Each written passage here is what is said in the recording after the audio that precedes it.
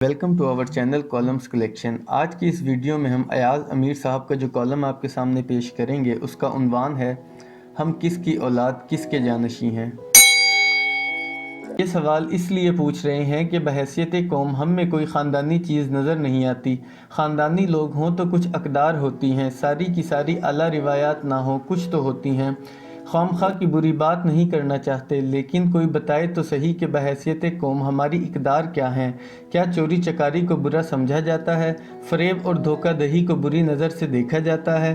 کیا جھوٹ بولنے والوں کو ہم بری نگاہ سے دیکھتے ہیں؟ یہاں تو کام الٹا ہے، جتنا بڑا فراڈیا اتنا بڑا نیتا، جتنا بڑا ڈاکہ اسی حساب سے معاشرے میں عزت۔ ہمیں اپنی پستی کا بخوبی علم ہے، کوشش محض اتنی ہے کہ پستی کے اسباب معلوم کیے جائیں۔ اس لیے جاننا چاہتے ہیں کہ ہم جانشین کن کے ہیں، کون ہمارے جد امجد تھے، جن کی بڑائی کے علم ہم گاڑنے کی کوشش کر رہے ہیں۔ تاریخ کا مطالعہ زیادہ نہیں ہے، لیکن جو تھوڑا بہت پڑھا اس سے یہ سمجھ آتی ہے کہ انگریزوں کے آنے سے پہلے ہندوستان میں ہم مسلمانوں کی بری حالت تھی۔ دور عروج ہمارا جا چکا تھا اور ہم زوال پذیر تھے۔ مغلیہ سلطنت دہلی تک محدود ہو کر رہ گئی تھی۔ لال قلعے میں مشاعرے ہوتے تھے، لیکن اس سے زیادہ کچھ نہیں۔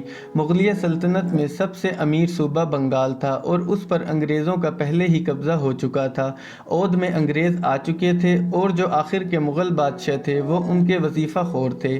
شاہ عالم دوم مغل بادشاہ تھے تو اگلوں نے ان کی آنکھیں تک نکال لی تھیں۔ افغانستان کب کا مغل تسلط سے جا چکا تھا۔ پنجاب پر سکھوں کی حکمرانی تھی اور یہ بات قابل ذکر ہے کہ پنجاب میں گو اکثریت مسلمانوں کی تھی، لیکن سکھ سلطنت کے خلاف کوئی مسلمان انگلی نہ اٹھی۔ جنوبی ہندوستان میں ٹیپو سلطان انگریزوں کے ہاتھوں مارے جا چکے تھے۔ نظام حیدرآباد نے انگریزوں سے سمجھوتا کر لیا تھا۔ مرہٹوں نے پہلے تو مسلمانوں کا جینا حرام کیا اور پھر انہوں نے بھی انگریز کی عظمت کو تسلیم کر لیا۔ مسلمانان ہند کو سانس لینے کا تب موقع ملا جب انگریز بادشاہت ہندوستان پر قائم ہو گئی۔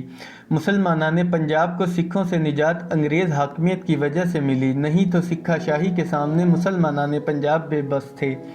برطانیہ کا راج مضبوط بنیادوں پر قائم ہوا تو مسلمانان ہند کو یہ اعزاز جاتا ہے کہ انہوں نے انگریز کے خلاف کبھی آواز نہ اٹھائی۔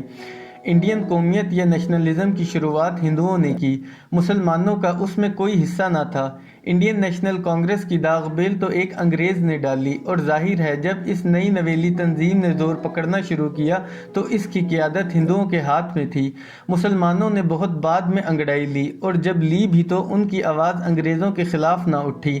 ہمارے پیشرو بڑے مؤدبانہ طریقے سے وائسرائے ہند لارڈ منٹو کے حضور میں پیش ہوئے، اور ان کا مدعا آزادی کے لیے نہ تھا، بلکہ صرف اس حد تک تھا کہ حضور والا ہماری جداگانہ حیثیت کو تسلیم کیا جائے اور ہمیں ہندوؤں کے برابر سمجھا جائے۔ آزادی کی تحریکیں انڈین نیشنل کانگریس نے چلائیں۔ مسلم لیگ کے پرچم تلے علیحدہ ملک کا مطالبہ ہوا تو وہ انگریزوں سے تھا کہ دیکھیے ہر لحاظ سے ہم ہندوؤں سے مختلف ہیں اور ہماری جداگانہ حیثیت تسلیم ہونی چاہیے۔ یہ تلخ حقائق ہیں اور یقیناً بہت سے لوگوں کو اچھے نہ لگیں، کیونکہ ہمیں اپنی بہادری پر ہمیشہ ناز رہا ہے، لیکن کیا کریں، تاریخ میں یہی کچھ لکھا ہے۔ ہاں، فرضی کہانیاں گھڑنی ہوں تو ہمیں کون روک سکتا ہے۔ تاریخ کی کڑیاں جوڑی جائیں تو مسلمانان ہند ایک ایسی قوم کے جانشین تھے جو انگریزوں کے آنے کے وقت زوال کے اندھیروں میں جا چکی تھی۔ اس کا مطلب یہ ہے کہ 20ویں صدی کے شروع ہونے سے لے کر پاکستان کے معرض وجود میں آنے تک جو مسلمان قوم ہندوستان میں بستی تھی اس میں پرانی عظمت کی نشانیاں مٹ چکی تھیں۔ یہ کوئی اتنی پریشان کن صورتحال نہ تھی۔ اسرائیل بھی تقریباً ہمارے ساتھ معرض وجود میں آیا، بالکل نئی ریاست تھی، اس میں کون سے عظمت کے نشان تھے۔ انقلاب چین پاکستان کے معرض وجود میں آنے کے 2 سال بعد کامیاب ہوا۔ چینی تہذیب اور چینی ریاستوں نے عظمت کے عروج دیکھے تھے، لیکن انقلاب چین سے جو 100 سال پہلے تھے اسے آج تک غلامی کی صدی کا نام دیا جاتا ہے۔ اسرائیل کا وجود مغربی طاقتوں کی مہربانی سے ہوا تھا، یعنی وہ ایک طفیلی ریاست تھی، لیکن اسرائیل کے عوام نے اپنا لوہا منوایا اور ایک مضبوط ریاست کا قیام ممکن بنایا۔ آج مشرق وسطی میں سب سے مضبوط ریاست اسرائیل ہے۔ انقلاب چین سے پہلے چینی قوم کو افیون استعمال کرنے والی قوم کے طور پر جانا جاتا تھا۔ آج کا چین سپر پاور بن چکا ہے۔ 19ویں صدی میں ترکی کو یورپ کا بیمار آدمی کہا جاتا تھا۔ شکست و ریخت کے بیچ میں سے مصطفیٰ کمال نے پھر ایک نئی ریاست کی بنیاد ڈالی۔ جن قوموں کی مثال دی جا رہی ہے ان کے مانند یہاں بھی بہت کچھ ہو سکتا تھا۔ ہماری ماضی میں کوئی عظمت تھی تو وہ ختم ہو چکی تھی۔ انگریزوں کے محکوم ہو گئے تھے اور انگریز نہ آتے تو ہندوؤں نے تو ہندوستان کا بٹوارہ نہیں کرنا تھا، لیکن جب ایک ملک مل گیا تو کیا امر مانے تھا کہ یہ ایک مضبوط اور باوقار ملک نہ بنتا، لیکن ہم نے اس ملک کے ساتھ وہ کیا جو گداگر اپنے اثاثوں کے ساتھ کرتے ہیں۔ کیا عجیب بات ہے کہ ہم نے دفاع تو بلا شبہ مضبوط کیا، لیکن باقی ہم سے کچھ چلایا نہ جا سکا۔ ریل گاڑیاں ہم سے نہیں چلتی، ہوائی جہاز نہیں چلتے۔ روسیوں نے ایک سٹیل مل دی، وہ ہم سے نہ چلی۔ ملک اکٹھا نہ رکھا جا سکا۔ جنگیں ایسی شروع کی جن کے اسباب آج تک سمجھ نہیں آتے کہ کیوں شروع کی گئیں۔ ایک کشکول ہمارا مضبوط تھا، وہ بھی بیکار ثابت ہو رہا ہے۔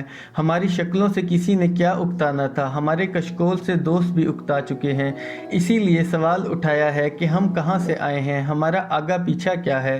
یہودی اپنے بارے میں کہتے ہیں کہ ہزاروں سال ہم بے وسیلہ رہے، لیکن ہم جنہوں نے پاکستان کا تماشا بنایا ہے، ہم کن ویرانوں میں بھٹکتے ہوئے کاروان کے مسافر ہیں۔ 22 کروڑ آبادی ہے جو خدا کی زمین پر بوجھ بنی ہوئی ہے۔ خدا نے زمین دی ہے، اسرائیل سے کہیں زیادہ، دریا دیے ہیں، اسرائیل سے بہت زیادہ، آب و ہوا عطا کی ہے، لیکن باصلاحیت قوم کو دیکھیں کہ کھانے پینے کی چیزوں میں خود کفیل نہیں، بس فضول کے نعرے ہیں اور بیکار کے خیالات جنہیں نظریات کا نام دیا جاتا ہے۔ ہر معاشرے میں ایسے خاندان ہوتے ہیں جن کے پاس بہت کچھ ہوتا ہے اور پھر دیکھتے دیکھتے وہ ہر چیز کو تیلی لگا دیتے ہیں۔ پاکستان کے ساتھ بھی یہی کچھ ہوا ہے۔ جیسے بھی تھا ایک ملک مل گیا، گو جتنی آبادی یہاں کی تھی اتنے ہی مسلمان ہم پیچھے ہندوستان میں چھوڑ آئے، اور آج ہم روتے ہیں کہ دیکھیں ہندو انتہا پسند ان مسلمانوں کے ساتھ کیا کر رہے ہیں۔ ہم جو ان کو چھوڑ کر آ گئے تو وہاں انتہا پسندی کا راج ہی ہونا تھا۔ اتنی بات تو ہماری سمجھ میں آنی چاہیے۔ بہرحال ملک جب ملا اسے ڈھنگ سے چلاتے، دنیا میں کچھ تو ہماری عزت ہوتی، کچھ تو ہم عزت کماتے۔